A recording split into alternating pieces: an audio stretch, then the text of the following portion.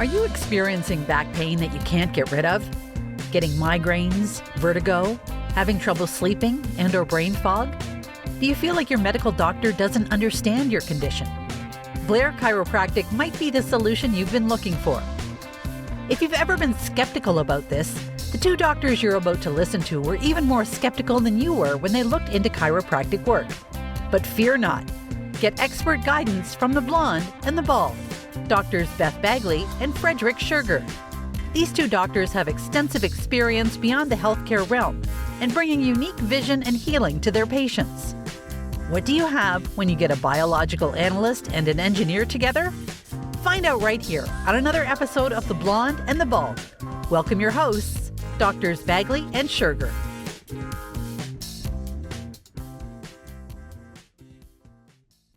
Welcome, folks, to The Blonde and the Bald. I'm Dr. Frederick Schurger.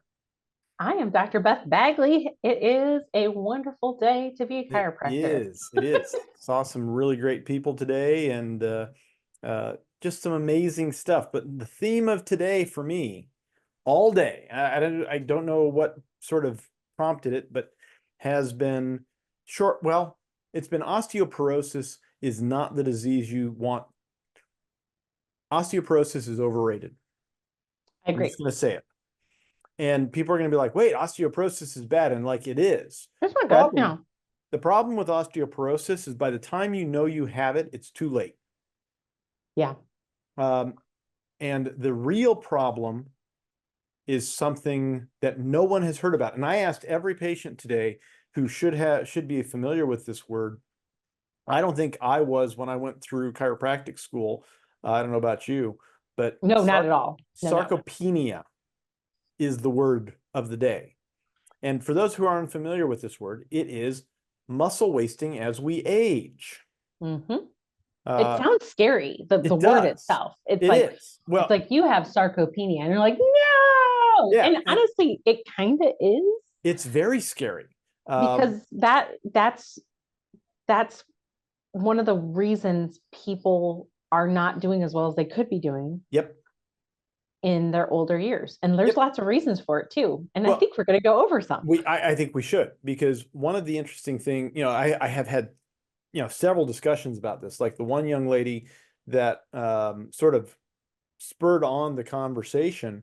And, she was having a hard time just getting down. And again, I have my patients lay face down on the table, but she was having a hard time, sort of groaning as she's getting on the table. She's doing great. Her head's on straight. She's feeling so much better, but just that little motion, and she's a farmer, so she should, she's still moving and shaking all day long. She should be. The problem is she's not as strong as she should be. And the reality is sarcopenia happens in reality, probably at the age of 35 is when it starts, because at the age of 35, we start having a harder time building muscle in our bodies. And that's really, if we're not actively doing something to stay strong, we are going to have problems. And if we, and then, you follow that down the line to a different patient whose mother broke her hip, her other hip, and needs an implant that was actually longer than the first one that they did. Mom has to wait for that to heal before she can start PT. Those PTs are itching to get someone into rehab as soon as possible. But if you are physically not strong enough to handle that because of sarcopenia, now you have more problems, because we've talked about it in the past. You break your hip once, and you have a very high likelihood of not lasting a year, simply because, especially in your older years, and past 65, basically, you're in that category that it's going to be a problem. So yet I see like Instagram posts or videos on people who are in their 80s and they're running up and down the stairs and they're doing jumping jacks. Yeah. They're doing weightlifting. And I go, what's the difference between those people? Is it genetics? I mean, that could be a component. Sure. But I think the difference is they made an effort. You make the conscious choice early that you're not going to fall into that trap of old age. And You're not going to be hunched over like this, not able to breathe. No, you've got to make these choices early in life. And maybe early in life ends up being at 50 and you realize, wait a second, what have I been doing wrong? And now I start setting the tone and the stage in the right direction. The video I watched was the lady was 74 when she realized she didn't want to be what all of her friends were being, was just sitting around a table talking about what was wrong with them and what doctors they saw that week. She wanted to do something different. She started going to the gym. She got a trainer. She started working out almost every day. Now that, I mean, like, it was some dedication, and this was like a 10-year progress. And she was in her 80s, and I was blown away. Yeah. It's like, she's doing things that I'm doing in the gym, and I'm like, dang, girl. Yeah, exactly. And here's the thing, you know, we could say, oh, well, then why don't we just give old people steroids so they don't have sarcopenia? You know, like juice up and then hit the gym. Sounds good. Right. But one of the things that we know about some of these bodybuilders that do juice up and that do use steroids, they oftentimes will get so strong so fast, the muscle will actually grow significantly, and then the bone either breaks that it's attached to, or the tendon completely pulls out of the bone, what they call an avulsion fracture, because the muscle outpaced the development of the bone. Hey, there's our solution to osteoporosis. We take care of the sarcopenia. We take care of making sure we're slowly making strength gains, you know, a couple times a week. You know, we're talking 2-3 times a week, maybe up to an hour, but really you only need about 30 minutes of dedicated work to make these changes and make this progression. And with time, the sarcopenia will stop being a problem.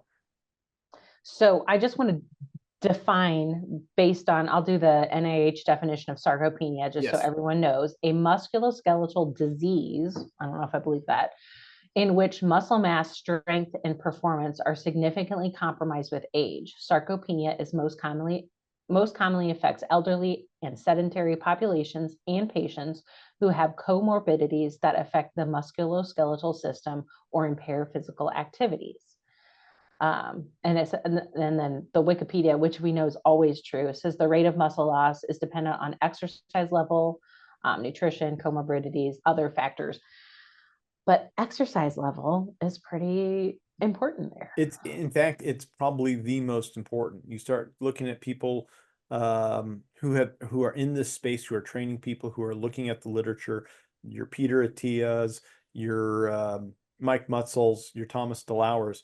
They're looking at all of this stuff, and basically everything is saying, be active, be physically active, and lift heavy things.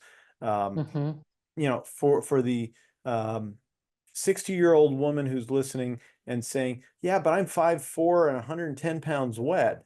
Yeah, don't worry about bulking. You never will. It's physically not possible without significant steroids. But you can, it doesn't need to bulk, right? We don't need, but like, if we look at a picture, a cross section of sarcopenia of like somebody's like muscle, right? And somebody who has muscle, and then there's muscle, there's the bone, and then there's fat around it, and then there's skin. Somebody with sarcopenia, there is the bone in there, and then the muscle is tiny, and then we've got the fat around it, and then the skin. So what it is it's not like you could be tiny, what we call skinny fat. And skinny fat is that you still have a high body fat percentage, but you don't look overweight. And that's because a lot of times of the sarcopenia is happening. And this becomes, you know, this continues to become problems because, as they said, sedentary. It's not limited to the aging population, or the aged population, I should say, the what we would consider senior citizens. It is more and more in today's population of 20s and 30-year-olds who are not, you know, getting out. They're not being active. They're not doing the things that they're supposed to be doing. So well, I bring it all the way back to the kids today. Sure. So let me talk about the kids today. Well, the kids today sit in front of computers. They do their work. They sit in front of computers. They play video games. They don't go outside. Now, maybe your kids do. Obviously, everybody's kid's different, but the vast majority of them are not going outside. Right. They're not going, like we would go outside and not come back until we either heard a bell or the street lights came on. That's how we grew up, is Yes. we were outside and getting into trouble. Yes. These kids today don't do that. And so they are not active. I mean, I was itching once my parents got home. I was like a latchkey kid. Once my parents got home from work, I was allowed to go play. Right. And I would be out until I was in trouble and I had to come back for dinner. And in the summer times, they didn't even know where I was. Right. So, right. But I mean, I'll be honest, as I'm a mom, and when my kids were little, I knew where they were at every moment. Mm-hmm. But I still encouraged them to go out and play with their friends and go into the woods and get into trouble and build a fort and all those things. It still wasn't the percentage that I was. Right. And my kids do sit in front of a computer screen quite a bit. They could probably, I mean, we do work out, but they could probably work out more. And I'm worried about my children who are already set up for sarcopenia, mm-hmm. and they're only 15. Right. It's hard. We got to get these kids moving. It is. And actually what might be the better, what's curious is just by being physically active is one thing. You being physically active is a good role model for them. But mm-hmm. even if your mom decided that she was going to start working out as well, that would actually set genes in the girls that, what we call epigenetics, that would actually set them so that they would be more physically active longer, healthier, and their children would also be healthy. Nice. And in that same direction. So it is really interesting. It's a matter of setting the stage and moving in the right direction.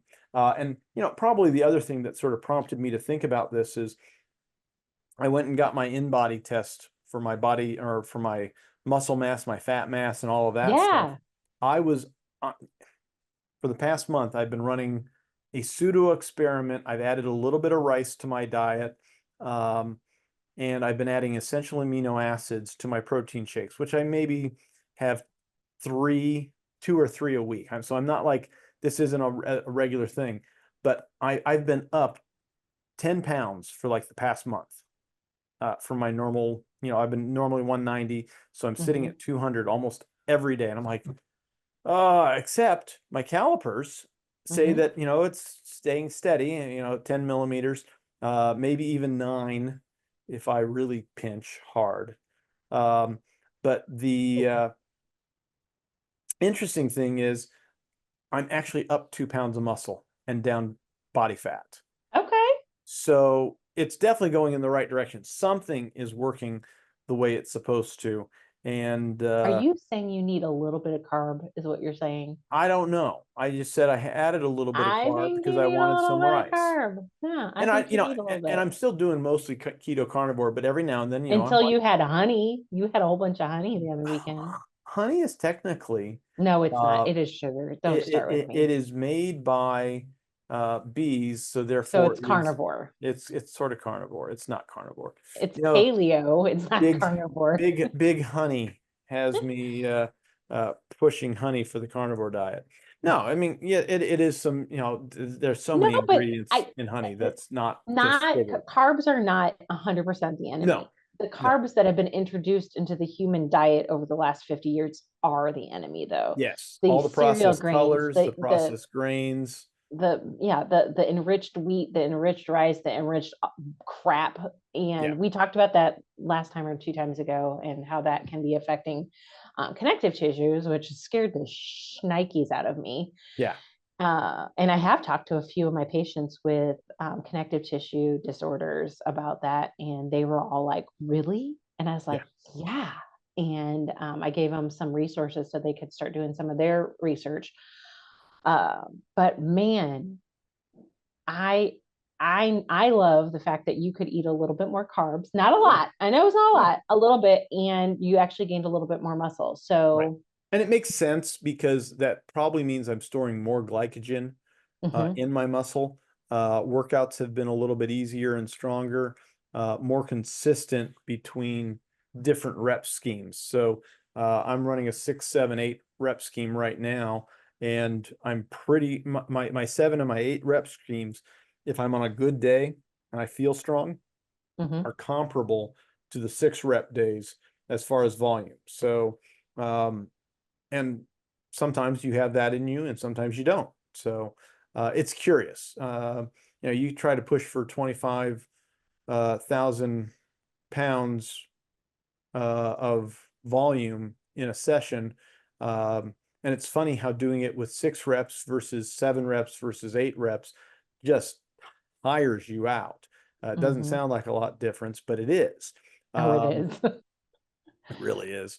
But I don't know if the carbs are helping significantly. Like, I haven't had rice, I finished up the bag that I had the other day and I haven't had it for 2 days. I don't Yeah, but what you're saying is it's a tiny portion of what you're eating. Sure. But vast majority of people who follow the standard American diet for years, the vast majority was the grain, because that was the bottom of the pyramid. And again, we've talked about how that pyramid is completely wrong and disgusting, what they did to all of us. But so if now let's talk about someone who has sarcopenia. So this person is already in it. They can feel their muscles are kind of wasted away. They have trouble getting up. They can't get up out of a chair without pushing up. Right. If you told them to get down on the floor, they'd say, I can't get down. I won't be able to get back up. Right. So, but the first thing like you're saying, yeah, go ahead. The first thing they've got to do is learn how to walk again. Treat it like you are a young child relearning how to do all these activities. Weather has been pretty beautiful lately around the Midwest. Get out there and go for a walk. And as long as it's not icy on the sidewalks, bundle up and go for a walk. The more you get out there on the regular, the better off you're going to be. Just walking in and of itself will do tons of benefits. Plus, if you do it right after a meal, you get all of the benefits of building leg strength that you might not have ordinarily have done. That leg strength, when we get to a point where you might have to, have hip surgery or have some hip problems or a hip replacement, you can get into the rehab sooner. The PTs know who's going to survive and who's not based upon how fast you get in there. If it takes you a while to get into their rehab, they might not be able to help you at all, which is really scary when you think about it. Because they are really good at getting people back on their feet, strong. That's their job. That's what they're aiming to do. But the first thing you got to do now, before there's a problem, is get up and walk. Now you're getting up and walking. It's like, well, I can walk for a while. Good. You've got a mile in, you've got 2 miles in, you got 3 miles in, whatever it is. Now add some weight. So, question, I just bought for myself a weighted vest, because when I go for a walk, because I don't run anymore, my knees don't like it, my body doesn't like the Jocelyn. Jason caught you, don't worry about it, right? I don't run. If you see me run too, because something is chasing me. Yes. But I bought a weighted vest, and it's either 25 or 30. I can't remember which one I picked. I don't recommend somebody starting with that if you haven't been working out. Like, you don't need to do it. But would you recommend somebody who is now good at walking adding like a 5 or a 10-pound vest? Well, I would just start with a couple of hand weights. Okay. I would start with a couple of hand weights. Maybe in that, if we're talking, someone who's having problems just getting out of the chair and, you're able to walk, 5 to 10 pounds, something that you can comfortably carry. Do you want to carry 5 pounds in both hands, or do you want to carry 10 pounds in one hand and then switch hands back and forth? So why I would say that would be maybe a better option is because grip strength is an issue, which will help you if you're like farmer carrying, which means right down by your side, a weight. The other thing is you can take that weight that you're carrying on your side, and if your fingers are getting tired, you can actually bring it up and then hold it up, and then you're getting that weight up. You're still carrying the weight. It's just a different way to carry it. And then you're not working on the grip strength. Right. And there are 3 places that I would say you can, that I focus on. There's the suitcase or farmer's carry, where your arm should sort of be, your hand rather, in the fist holding the weight should be right behind your thigh, you know, buttock area, just right behind. Not, you're not putting it like way behind your back, but you're putting it just behind your leg as you're walking, because that'll help pull that shoulder back a little bit.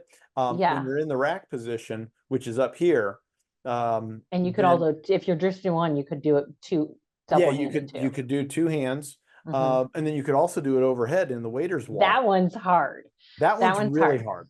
But you could totally do it. I would start with the waiters, bring it down to the rack, bring it down to your side, switch sides, and you know, just do that. And I would also, if someone has arthritis though, right, and their hands are hurting, and do you think a vest might be a good investment for them, a weighted vest? I think you need to do both. I think I would do a hand weight before I would do a vest, and I'll come back to why. If the arthritis is there, you've got to work, you know, as you get everything else stronger, so will the hands, and some of that arthritis will actually feel better because you're getting strength in. The strength in the movement will override the pain reception in the brain, so that you say, oh, when I do this, I feel good. That's a really good point right there. Right. Let's talk about that, because where pain is felt, when some people say it's all in your head, well, kind of, yes. Pain is in your head, because that is where the receptors send signals to. But movement, lack of movement. So like if I have a broken arm and I have my arm in a cast. And then when I take it out of the cast 4 or 6 weeks later, oh gosh, it hurts so much. Like just to bend my arm, right? Because movement is what keeps things, first of all, mobile and all this stuff, but lack of movement in joints actually increases the likelihood of pain. So it takes a long time for that pain, the pain receptors, to get died down again. So what are your thoughts on that whole situation with pain? What you're doing is, as you start moving in general, if you hurt, pain fibers are some of the slowest signals in the body. I can't remember what the speed is, but it's relatively slow. Whereas when you start moving, if you get up, and like, again, we're coupling this with walking, so we are already experiencing movement.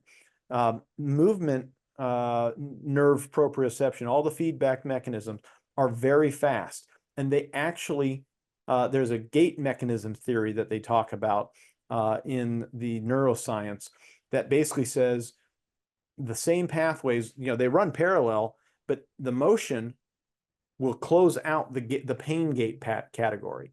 So your body can learn to ignore the pain. This is why runners get that runner high going on, because they're running and running and running, oftentimes through pain, but they have all that motion that is overriding what they call pain gate again. So you're basically closing the gate, as it were, to the pain reception and overriding it with the motion perception. So one of the hardest things when you are in chronic pain is to make yourself move. Yes. But one of the best things you can do, if you treat it like even a medication, is to get up and move, even if it's just going to the mailbox and back and forth. And especially going outside. Oh gosh. Because it changes your state. If you're cooped up inside all day long, your state is like, oh, I'm just in the same place and I'm depressed. And just go outside. I mean, you know, touch grass. Literally touch grass. As silly as that sounds, there is evidence, and you know, there's research out there that sort of supports getting outside barefoot on the grass and grounding, which may do something. It's funny that it's something that simple. Getting sun exposure. They are now coming back around saying, wait a second, sun exposure is actually good for us, and there are so many benefits beyond just vitamin D production that we don't even, you know, haven't even fully explored yet, that are important. And we can go on and on about not using sunscreens because of the benzopines and some of the chemicals. Anything with a benzo in it, just think that's cancer causing, because it is. So, but what about a benzodiazepine? I don't even know about that. Are those Yeah. benzos? Benzo. I'm gonna look that up while we're talking. Anything benzene, Okay. maybe not benzo. But quite honestly, I don't know how much difference chemically there are between the two. I'm not crazy about them. But benzenes, that's the one I'm looking for. I know I said benzo, and that was I a know, that's why I was like, mistake. because when I think of benzos, I think of like Xanax and stuff like that. Yeah, but any case, I'm not thinking those are any good either. But they're not. But I don't think. But get out and move. There's rings in those. Yep. And those benzene rings are. Nope, they are. I'm looking at Klonopin and. Yep, there's benzene. But any case, but yeah, I would just get out and move. When would I introduce a vest? And I'm with you. I love my vest. I just got one. I'm so excited. Yeah, it makes the walk so much more fun. My concern with the vest comes twofold. One, you and I are both like a little bit nutty, and we're going to say, let's get the heavy vest. And I honestly wish I might pick up a couple of lighter plates just to switch out so that I can go on a longer walk, because I find I'm good at about 30 minutes, which is about, for me, 1.4 miles for the trip that I'm What doing. do you typically keep in your vest when you're using the vest? I've got about 28 pounds. Yeah, so I think that's kind of, I think the reason I got the heavy vest is because sometimes I don't have time for a 45-minute walk or an hour walk. Right. I just want to take a 20-minute walk, but I want it to like count. Yeah, exactly. And quite honestly, let's be honest, you've got a bigger frame than I do. So that 30 pounds at percentage wise, I don't think you should talk about my frame. I know. But percentage wise, what I'm finding, well, let's back up. What I am finding is when I go on a 30-minute walk, which gets into the 2 to 3 mile range, my low back is a little bit hotter than I like. And you know, I've noticed that too. It's a bit of a concern. So I'm thinking I'm going to keep my, my walk is going to be limited to that 1.4, 30-minute walk. Some days I want to go on the long walk. See, I'm just going to bring my kids with me, and then I switch the vest to them when I'm tired of it. And that's the other thing, finding a place, if you're happy with your block around your house, and you can just walk around, you're doing laps, because then you can drop it off if you need to. Right. That way, and then keep walking, because sometimes that's all you need to do is just keep on. And man, when you take a vest off and you've been walking, all of a sudden you're like, whoa, I'm just floating. It feels so exactly. No, it feels good. It feels really good. So, but yeah, and I'm not sure for myself what I'm feeling in that low back. And again, I don't ever feel low back stuff, generally speaking, that's not self-inflicted. I don't know how much of it is the vest, which is definitely going to build muscle just fast, because your body says, oh, look, you're carrying this many pounds. You are now 230 pounds instead of 200 pounds. Your metabolism is going to naturally go up because, and this is the issue with people like who are on The Biggest Loser, when they were told to metabolically, their metabolism is higher than yours or mine at a healthy body weight. And what's curious is if you just starve someone and don't give them the calories they need, what that does is that actually drops their metabolism so they can't burn body fat. It's this really ugly cycle. So you need to know how to approach it, which is why we've talked about, focusing on more protein in the diet, which again, that's the next thing I wanted to bring up. Yeah. So if someone is fighting sarcopenia and they're trying to avoid that muscle wasting as they're getting older, we've been taught so much about like carbs and fat and protein, and some people don't even know what a protein versus a carb is. So real quick, let's talk about what a protein is, because that's what we're going to be probably focusing on. My primary, in the simplest form, all meat that is coming from an animal is protein. Yep. That's the simplest version. So your beef, your pigs, your chickens, your sheep, lamb, what else? Those are the Dogs, big ones. cats. I mean, if you're into that. I'm not. I'm not either. But yes, animals. So fish Yeah. and all the things. So as we get older, a lot of, especially women will tell me, and men too, is that they're just not as hungry. They're not at, they can't eat like a lot at a time, that kind of stuff. And again, your body's trying to tell you that you're not might not need it. Yeah. But if you become more active, you actually get more hungry. Yeah, and you will. And when we get to, we were talking about, I'm not doing a bunch of protein shakes, but there's a bunch of good proteins out there. I would definitely spend a little bit extra. Jocko Willnick is more than happy to sponsor us with Jocko Milk, because I really do like that. I will. I do use now protein as well, but what I found really interesting to sort of give an extra boost to all of this was essential amino acids, and I just use a straight powder from Bulk Supplements. They can also sponsor us. Yeah, we use a lot of their stuff. We do. But every day. Straight amino acid, essential amino acids, not the branch chain. There was some thoughts that the branch chains make the difference, but adding more essential amino acids to your protein shake does a bunch of things. Now, bear in mind, I am taking straight amino acids, and I am what I would consider myself hardcore when it comes to this stuff. Amino acids. I've had shoes that didn't taste as bad. Let's just put it. Yeah.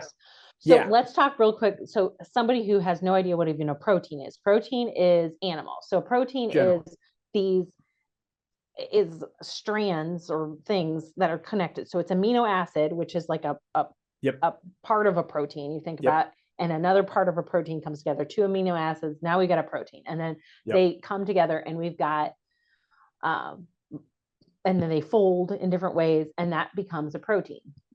So when we talk about protein, that's that whole folded thing, right? And another name that will pop up, because they're using it in conjunction with collagen protein, but collagen peptides are very much the same thing. It's a different buzzword to get you to buy their product. I like it. It's good. I'm going to tell you, ever since I've been taking my collagen for like the last 6 months, my fingernails are so wonderful. They were cracking. I mean, like my thumbnails, and I actually thought, am I just getting old? Because I am getting older. And I was like, I'm just getting old. So then I was like, okay, what do I know helps? And I was like, I've heard collagen helps. I've heard, other vitamins. So I just started every morning with my tea. I put a scoop of collagen powder in, and, it takes a while for things to grow out, but I can tell you is like, these are the best nails of my life. I was going to say, how's your hair been? Oh, it's great. Yeah. Yeah. My hair grows better. I'm waiting for mine to grow better. I'm waiting for yours too. I can't tell. They say your joints are supposed to feel better. I don't know if they do or not. So how much protein are you using volume wise? How much collagen? Yes. I use, I can tell you how many grams of protein are in there. It's 19. Yeah. Quadruple that. I'm not going to. It's too expensive. Get it from Great Lakes for the 8-pound bag. It's worth it. Really? It's worth it. Great Lakes. Because I don't ache at all for my workouts, other than I'm like, oh, I can feel my arms. I did a workout the other day. Okay. So Great Lakes is the name of the... Great Lakes Collagen. They can also sponsor us. Is that on the Zon, or is that on their website? That's on their website. Great Lakes Collagen is out there. They're based out of Chicago. I am convinced Great Lakes Collagen supplies a lot of the collagen to all the other collagen companies. Well, Chicago has a big collagen thing. The Vital Proteins, I think, is like there's a manufacturing plant there. Which is it Great Lakes? Probably coming from Great Lakes. It might be Great Lakes. This is why, at my background in engineering, I've been around the business enough that, I look at things and I'm like, okay, so what makes yours better than theirs? Like, why is standard process a better vitamin. Standard process grows a lot of the food that then gets converted into their vitamins. They're doing that on property, not all of it, but a lot of it. Now Foods has a complete laboratory. They've probably got one of the most extensive laboratories in the world, checking to make sure that everything that they are ordering that's on the label is at the same quality that they're going to put on the label. So you've got certain companies that are doing the work. Great Lakes Collagen has been around forever, and they have been sourcing animal hides from, I believe it's Peru or Brazil. No, it's Peru. It's on the west coast of South Africa or South America.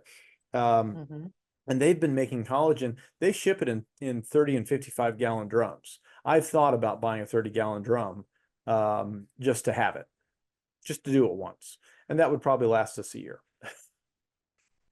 But it looks like the Great Lakes Collagen is just if you buy the 8-pound bag, is slightly less than I'm paying currently. Right. And it's a good, it's a good deal. It's a good bag. And I transfer it to a different container because it's easier to work with. And then when that container empties. So how many grams? So they say their supplement is 2 tablespoons is a serving. Usually I do 4 tablespoons of my collagen, which would be approximately and I'm at 8 because I use one of the scoops from my Now protein that seems to hit the nose. So it's about I was doing, because I think I did, my brain wasn't thinking straight the other week, and I was actually doing 2 scoops of that. So I was probably doing more closer to that's about 40-50 grams of collagen powder, easily, or of collagen protein, I should say, the peptides.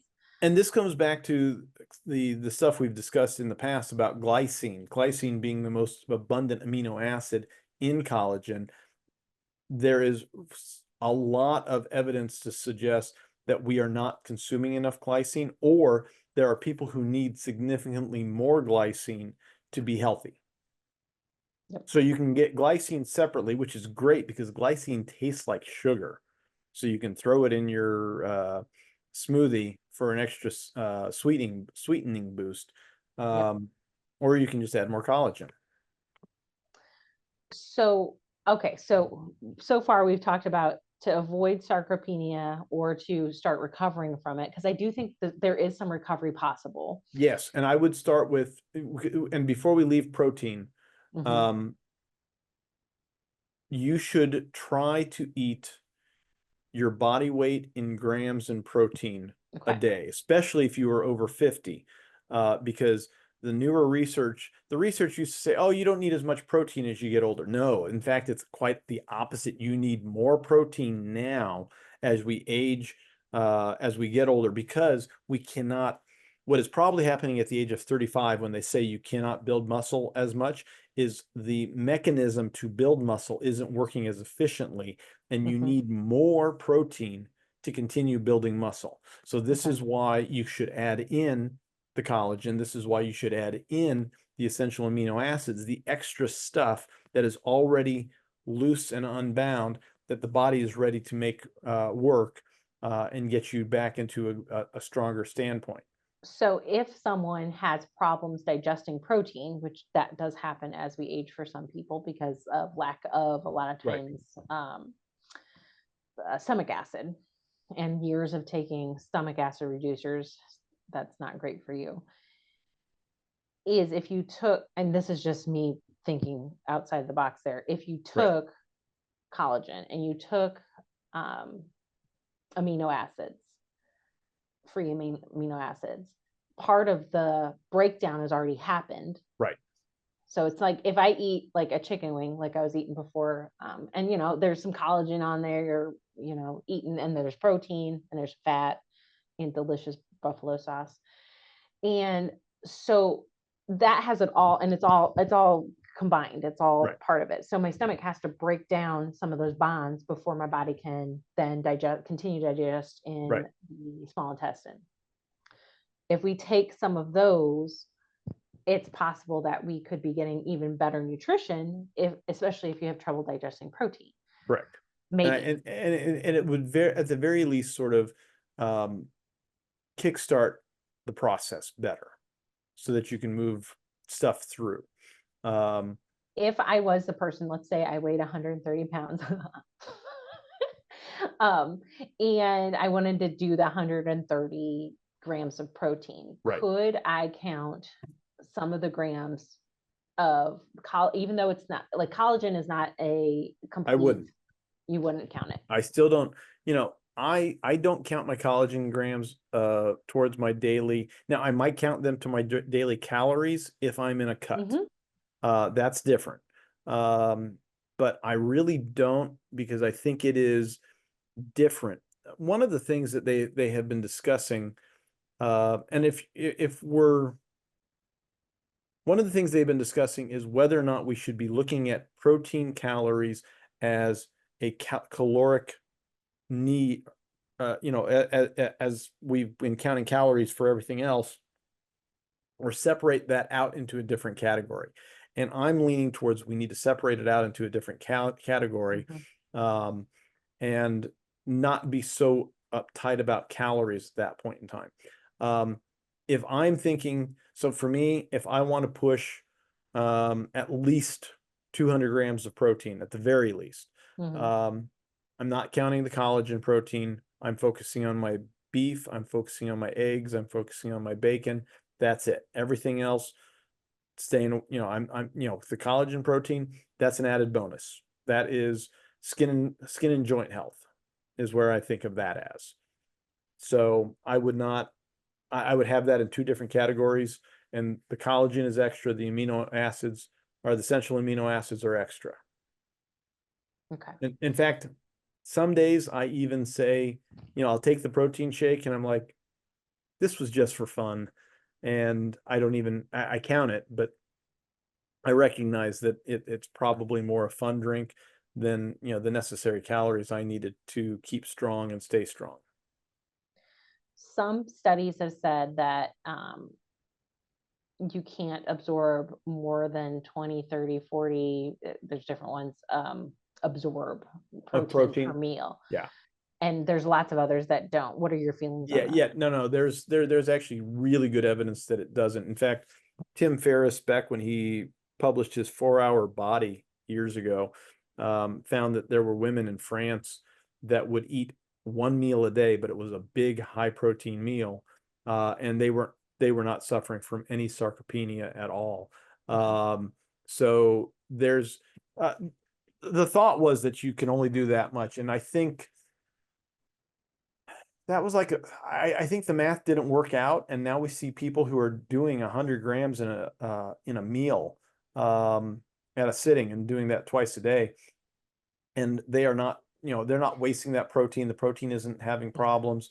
A lot of people, I used to think that I couldn't eat that much in a meal, but then I just calculated, because if I ate a steak, I typically eat my whole steak, right?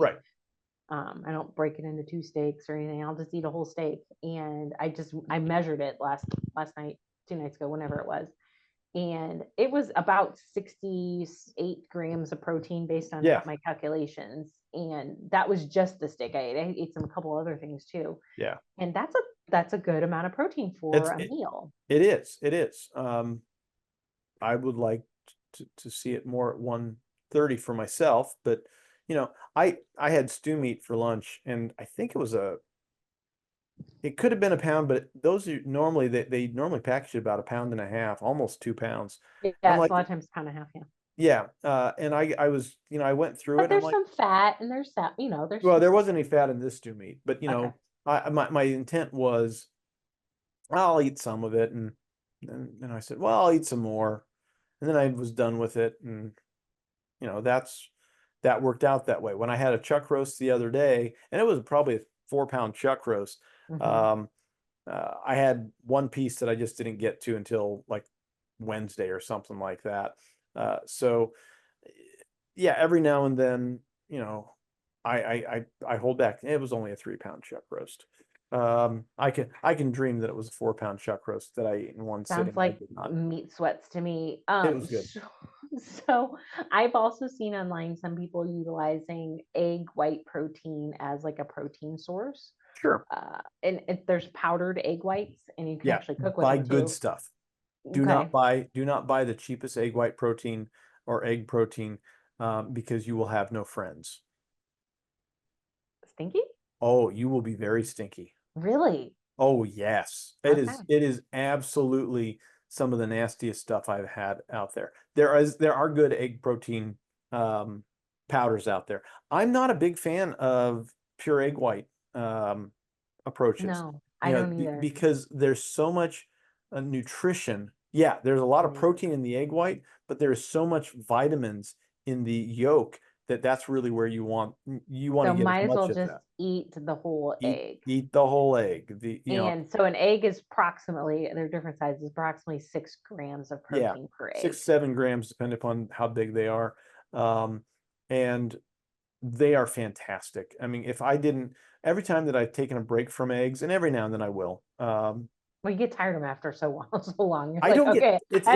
No, I do. I've had eggs for 6 meals in a row. I gotta stop. Well, okay, I can't do them in a row. I have to have. I'll do beef for lunch and then my eggs for dinner. In fact, that'll be dinner tonight. But what's interesting is eggs are a complete protein. Your body can absorb them. In fact, on the protein absorbability scale, eggs are higher than 100% because they're that good. So whenever they were saying how much can you absorb, eggs were better than that. So that's why, eggs are, just so. So people are better off just eating eggs. Eating eggs, even the junk, and I'm going to call it junk at the grocery stores. But if that's what you can afford, if that's what you can get, it is still better nutrition, especially protein wise, than anything else. I personally separate the yolks out, and I like a runny yolk, because I feel I don't know where I came across this. And maybe I need to go back and do some research to see if this actually pans out. But by cooking the whites and leaving the yolks runny, your body's able to digest it better, because the whites cooked are easier to digest, but the yolks sort of just warmed up and more liquidy. That's where you get the nutrition. Nice. That's how I like my eggs anyway. So there you go. Yeah. There's something else about protein that I want to talk about, but I think those are the big ones. But yeah, you need to be making sure you're eating enough protein, because so many people who are getting into the sarcopenia state, they're not eating enough protein as it is.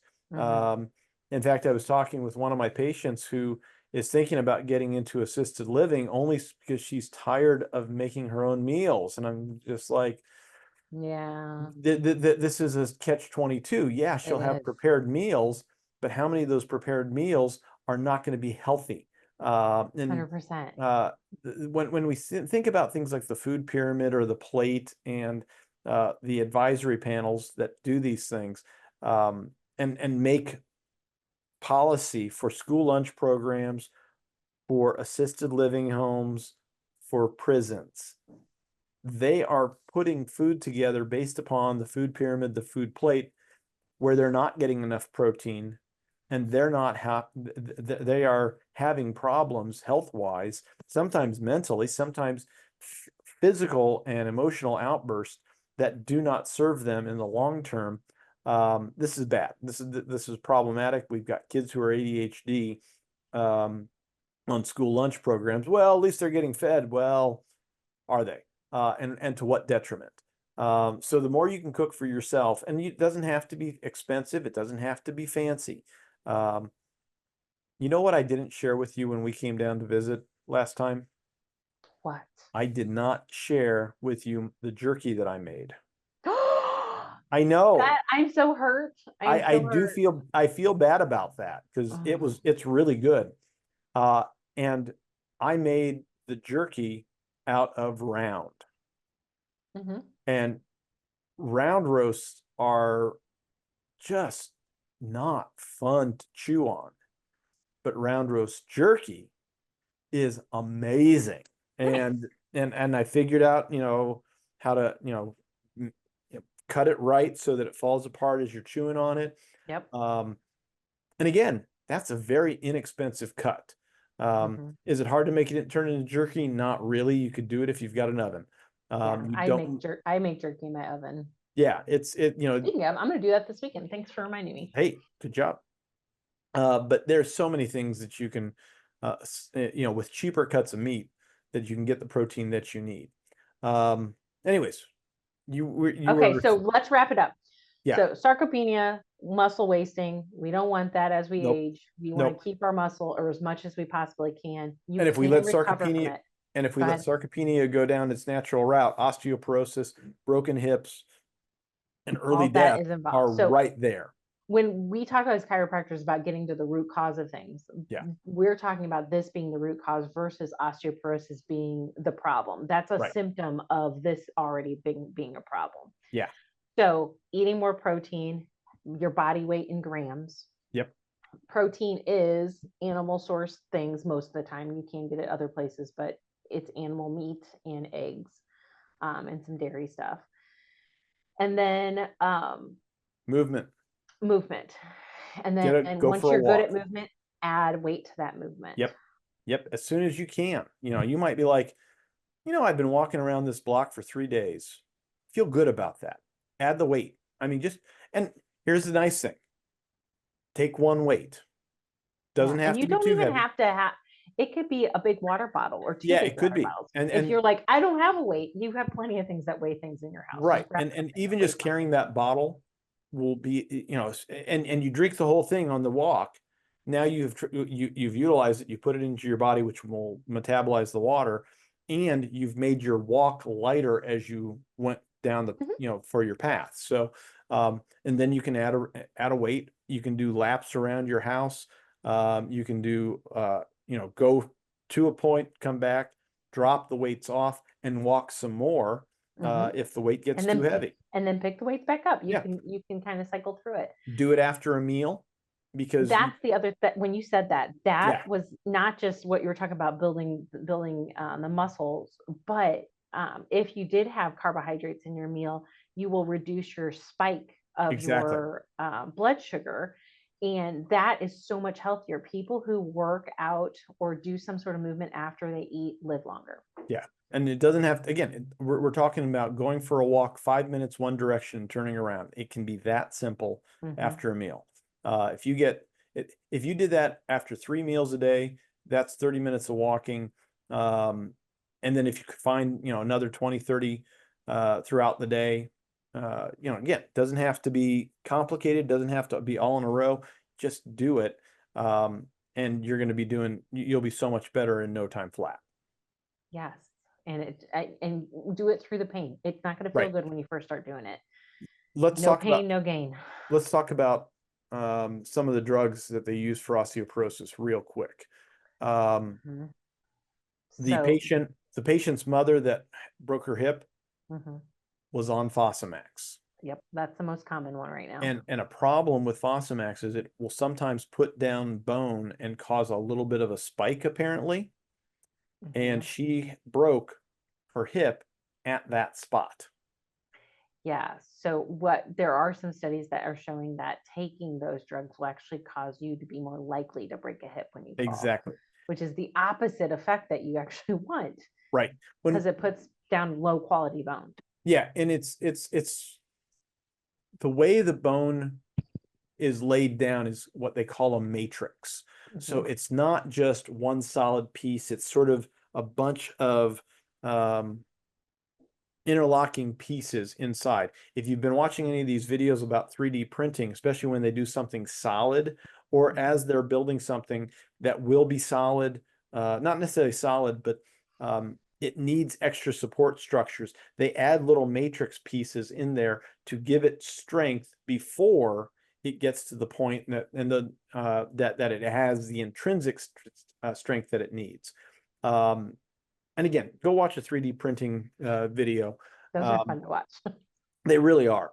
But one of the things that when you're thinking about that, if you're doing 3D printing, and this is actually a really good example, in relative, and probably what Fosamax is doing is it's laying down a structure that is very straight. It's not allowing for this matrix to build properly. And when you do this with a 3D printed material, it's very easy to break that material because it doesn't have the intrinsic strength to, other than like the plastic melting to itself. It can break along seams a little bit easier. And it's not a complete analogy. It's not exactly what Fosamax is doing. It's not the same exact thing, but right. But it doesn't have the strength. Bones more brittle, even though if we did a scan on them, they would look like they were more solid. Yeah. They're more brittle. They're easier to break. Right. And that does no good for anybody with the intent of trying to get, stronger bones. Again, what makes bones stronger? What makes hips stronger? Get up and move. Get up and walk. And we are designed as human beings to walk as much as possible. If you can't get up and walk, if you're in a wheelchair, grab some weights and start lifting them overhead. Just a little bit. And again, 5-10 pounds, work your way up. It takes time. I was convinced that I could lift 62 pound, 63 pound weights. I think they're 63. Either way, overhead for reps. And I had to actually back off to 24 to 55 and 53 kilogram, 53 pound, 24 kilogram bells, because I didn't have the strength for the endurance for the volume that I want to do. So I'm just running this program until I hit the end of it, and then I'm going to start over with the heavier weights and say, hey, let's see how far I can go with this now. Just don't blow out your shoulder because you need it for practice. I do. So if you don't use it, you lose it. That's very much that's exactly what it is. Okay. Well, we all need to start using it more, and I will continue to help support my patients in that. Speaking of patients, where can they find you, Dr. Schurger? I am at Keystone Chiropractic in Springfield, Illinois, KeystoneChiroSPI.com. And I'm in St. Louis, Missouri. I am on the west side at Precision Chiropractic STL.com. And you can find me on all the socials. And if you have a chance, like, subscribe, share this podcast, because this information is so important to share with your friends. And we would love a little 5-star review, don't you think? I'd be happy with a 4-star review telling us that, hey, Doc, you're wrong about this. But I mean, they're going to give you 5 stars. And that's true. Yeah, and that's say, true. I deserve it. They'll give you 4 stars and I get 1. Okay, that sounds good. That sounds right. That seems about right. Adds to 5. Okay, well, we will catch you next time on The Blonde and the Bald. Take care. Have a great evening, folks.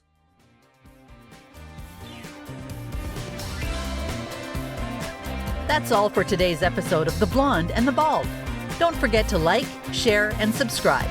If you enjoyed today's show with Drs. Bagley and Schurger, remember, don't give up and just live with the pain. Come back next week and get more answers and solutions. Visit our websites at KeystoneChiroSPI.com and PrecisionChiropracticSTL.com for more info, and catch all the episodes of The Blonde and the Bald.